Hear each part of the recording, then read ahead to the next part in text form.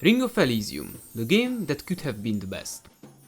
The game, though, wasn't really big in terms of player count, it still managed to get into many people's minds even in the short run. What made this game so great, and why did it have so much potential, and how did it fall so miserably? If you don't know this game, well, that's probably because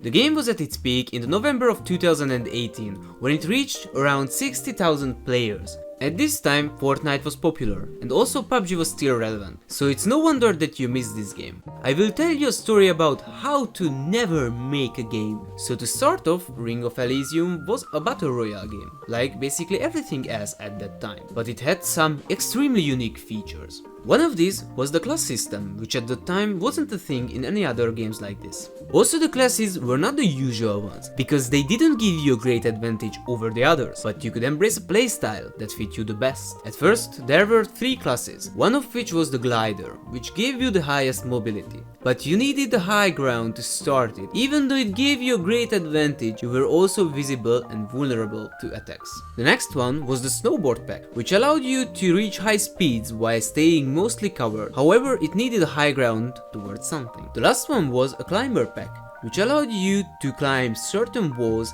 and use zip lines. However, because it was weak, it also received a shotgun at the start, opposed to other classes which started with a pistol. This kit was useful on flat terrains, but no one really used it. Loot was also quite abundant across the map, so in a few minutes you were already fully geared up. This made the game quite intense and fights were much more frequent, so the slow looting process was somewhat better than in other games. The matches were also quite short, because the map was huge, but the reduction of the area happened at a large scale and not by the regular circular format. The map is divided into regions, from which most ones will turn deadly in 6 minutes. However, while the Weimir haven't arrived yet, you were able to move in the area without any damage, so when the Weimir finally arrived, basically everyone arrived to the safe zone at the same time. So, aside from the first few minutes, if you chose a location with few people, there was always something to be afraid of. In other games, you drop from the sky and you have to land on the desired location, but in this game you can choose it and then you will just spawn there. Because there was a lot of loot, you weren't afraid to lose it, and because there were a lot of people and the matches were fast, it was fairly easy to get into the game. And one more notable thing was the atmosphere, because with its snowy map it gave the game such a nice feeling that it matched the mood in December quite well. So they basically had the perfect game, but then suddenly in January they decided to change the map. This wouldn't be a bad thing on its own. The new map wasn't that bad either, but judging by the fact that half of the players left the game after the change, it was obviously not a good change. No problem, you could just revert back to the old map and ask the people what they didn't like about the new one. The new map also brought some changes to the classes. They changed the climber to a class with a grappling hook and changed the snowboard to a bicycle. The main problem for me with this was that the bicycle wasn't nearly as fun as the snowboard was. So yeah, it was obvious that people didn't like the change so much, and basically the whole community wanted the old map back. What was the developer's solution? Of course, they added some new skins and some Easter eggs. So the community started to shrink continuously. This continued to the point where there were basically no players left.